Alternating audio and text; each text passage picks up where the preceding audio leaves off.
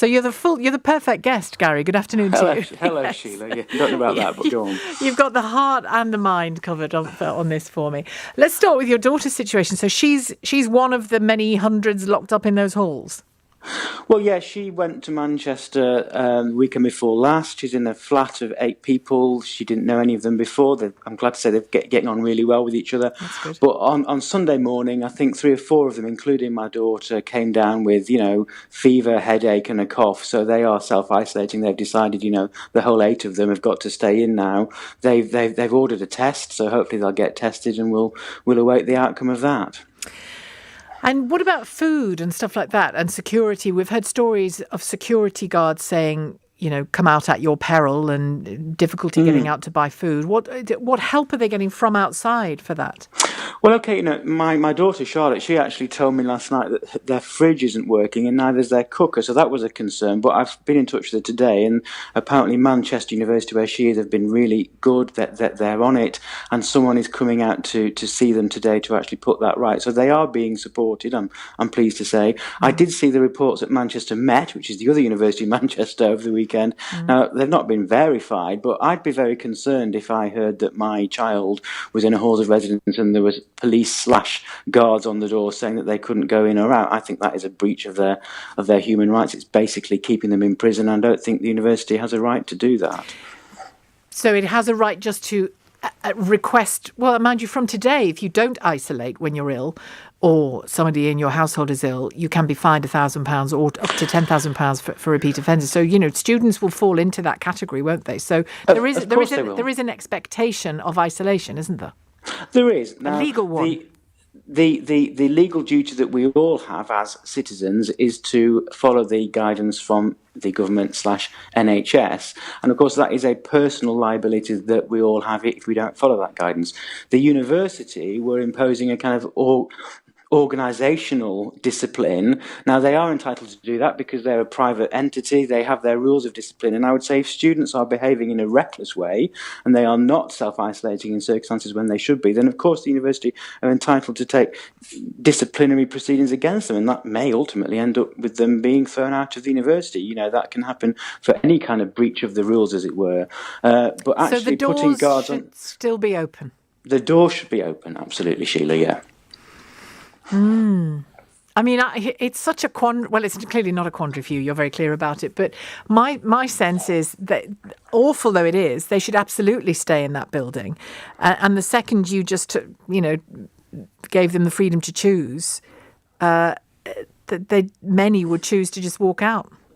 Well, we all have the freedom to choose. We all have the freedom to do that. So why shouldn't they? Yeah. So why shouldn't they? Absolutely. Just because they're in a concentrated place doesn't make it. But what they need to think about as students is: are they putting their future at the university and their future careers in jeopardy if they don't adhere to the rules that we all have to adhere to? That's a different thing, isn't it? That's personal responsibility.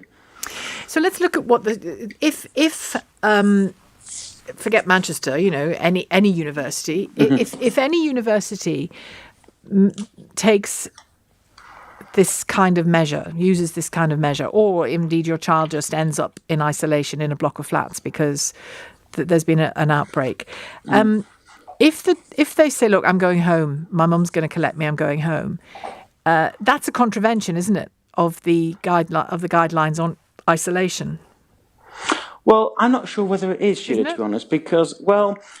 Isn't it a bit of a Dominic Cummings? It's what any father would do. Get in a car and go and get somebody from an infected household and sneak them back home.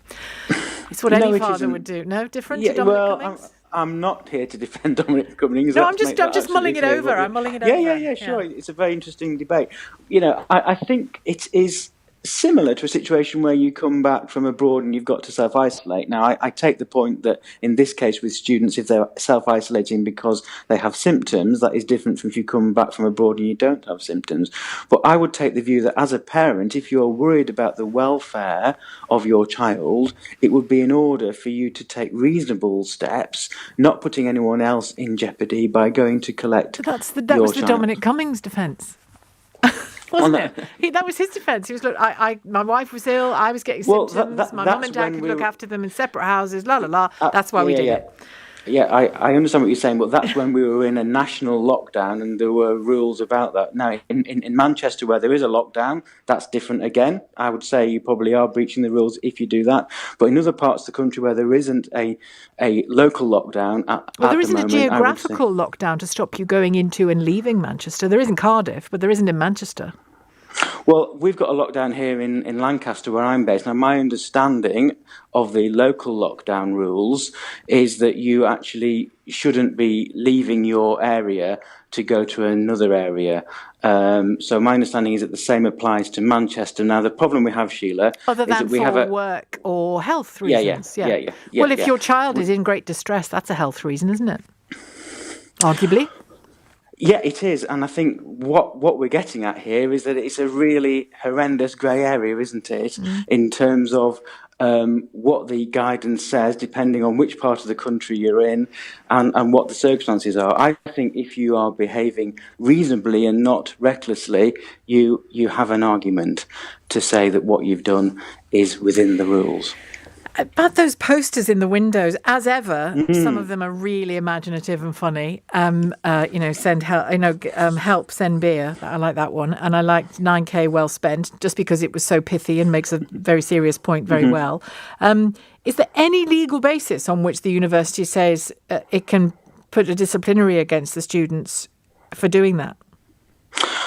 Well, I guess every university will have its own rules and regulations, and if they're university halls, and they are by definition buildings that are owned by the university, and many landlords, private or institutionalised, have their rules about what tenants can do within their building and what you can put up at the window. So each university will have to look to its own rules and regulations and what those students have actually signed up to, and they've signed their tenancy agreements. My own view is that unless the signs are bringing the university into distribution, unless there's something that's offensive or racist, then actually why shouldn't there be a freedom of expression? As you say, they're actually quite enjoyable and good for them, I would say. Me too. And your sense now as a dad then, that's the legal position, but as a dad, it's a bit of both, really. The consumer rights for students who've now found that they've given this money over to the university. All their lectures are online. Some of them can't even access their lectures, their online lectures. So clearly it's not going to feel like value for money, is it, when you get there? Well, I think if you can't access your online lectures, that really is a serious issue. But I think if you can access your online lectures, then in many ways, students that have gone, like my daughter, for the first time this year as a fresher, or even students that are returning, they kind of knew what they were getting into this year. There's kind of, they're going there as informed consumers, in that we all know we've got COVID.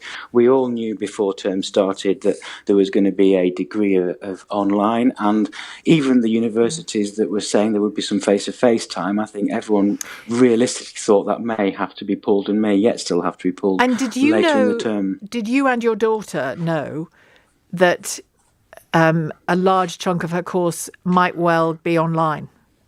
Yeah, she'd already, she's a great researcher, and she'd already got it sorted out in her head what was going to happen when she started. She'd been told by the university that some of her lectures will be online. Others, she's doing medicine, others are going to be face-to-face, and that's what she's been told. But I guess there is a disclaimer hanging over all of that, in that if the situation changes with COVID, then some of the face-to-face is going to have to be pulled, isn't it? But she certainly went into it at the beginning of this term knowing what to expect. Thank you. Well, including the lockdown, maybe? Not? Conceivably, anyway. I'm talking about the course, not the lockdown. Okay, all right. Thank you very much, Gary. I wish her well. Thank you, Gary Rycroft, consumer lawyer and dad in chief.